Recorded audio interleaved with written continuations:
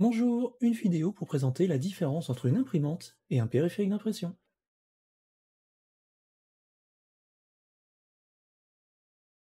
Si vous allez dans un magasin et que vous demandez au vendeur une imprimante, il va vous fournir une imprimante.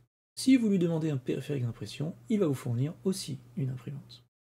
Alors quelle est la différence entre un périphérique d'impression et une imprimante? Eh bien pour la plupart des gens et pour votre vendeur, il n'y en a pas. Mais pour Windows, c'est une notion qui peut avoir son importance puisque je suis capable d'avoir plusieurs imprimantes connectées au même périphérique d'impression, tout comme je suis capable d'avoir une imprimante connectée à plusieurs périphériques d'impression. Et là, j'ai commencé à en perdre quelques-uns. Je ne vais pas garder le suspense trop longtemps. Le périphérique d'impression, c'est la partie matérielle, alors que l'imprimante, c'est la partie logicielle que vous avez dans Windows. Avec la partie de configuration, les pilotes et la configuration, vous envoyez à l'imprimante, telle que noir et blanc, couleur, etc. Je vais aller faire les petites démonstrations sur ce que je suis en train d'évoquer, hein, le périphérique d'impression et l'imprimante. Je vais utiliser plutôt la partie périphérique et imprimante du panneau de configuration. Ça marcherait aussi avec imprimante et scanner, mais c'est un peu plus long d'ajouter une imprimante dans mon cas. Je n'ai pas de périphérique d'impression chez moi, donc je vais rajouter une imprimante qui n'est pas listée, parce qu'elle n'existe pas, donc je vais cliquer sur «Elle n'est pas indiquée», et je vais lui indiquer une imprimante réseau qui n'existe pas, un périphérique d'impression réseau qui n'existe pas pour être exact.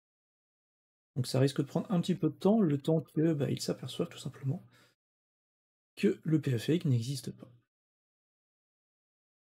Alors, dans la configuration, quand on configure une imprimante, le périphérique d'impression est désigné en fait par le port par lequel on accède. Donc ça peut très bien être la configuration un port USB, là dans mon cas c'est un port réseau, mais c'est cette information-là qui désigne le périphérique matériel, où est-ce qu'il est disponible.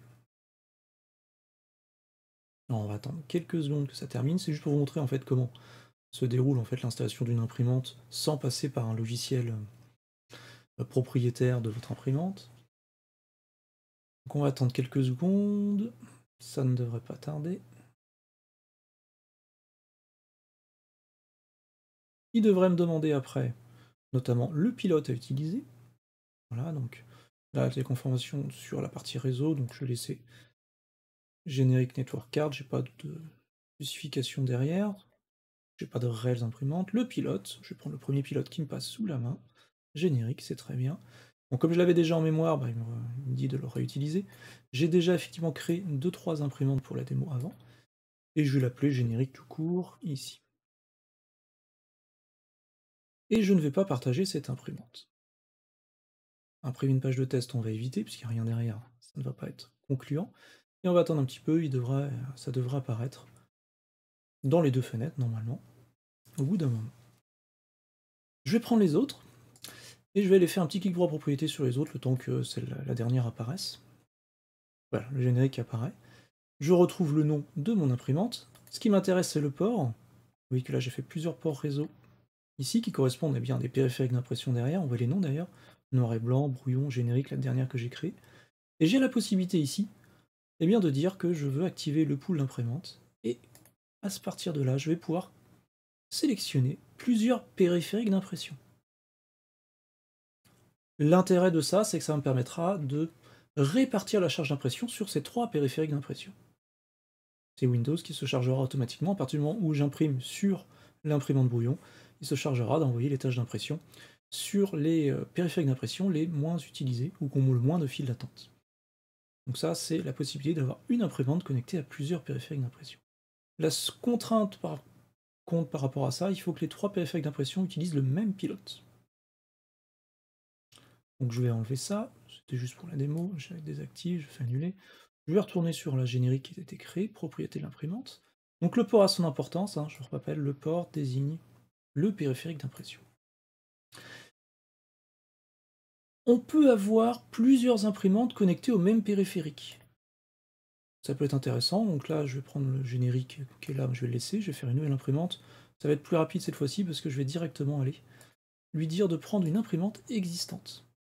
Donc un port qui existe déjà, la dernière que j'ai ici. Je reprends les mêmes pilotes, voilà.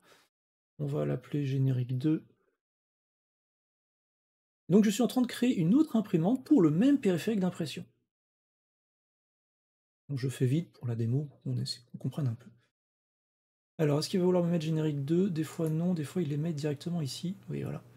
Là, il me l'a fait, comme il sait que c'est le même périphérique d'impression derrière, il m'a proposé directement, il m'a fusionné les deux paramètres d'imprimante.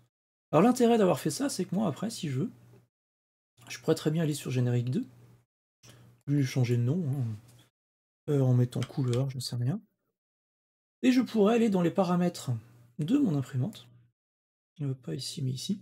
Alors j'ai pas grand chose que j'ai des pilotes génériques, mais ici vous pourriez retrouver plein d'informations. Moi j'ai utilisé en production ce que j'ai fait ici, des imprimantes avec des paramétrages déjà faits pour le noir et blanc, pour le brouillon. Ça fait que la personne n'avait plus qu'à choisir, quand elle imprimait, eh bien, l'imprimante brouillon.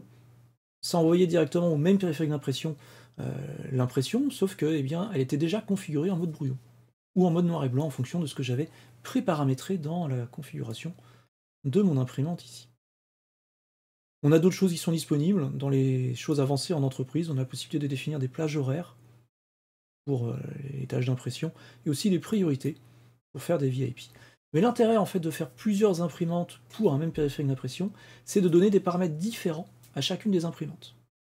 Et si vous avez la possibilité donc d'avoir plus de paramètres que moi ici, vous pourriez prédéfinir des paramétrages et ne pas avoir à aller dans votre configuration d'impression. À chaque fois que vous faites une tâche d'impression, vous allez dans les configurations d'imprimante pour changer le truc en noir et blanc en brouillon.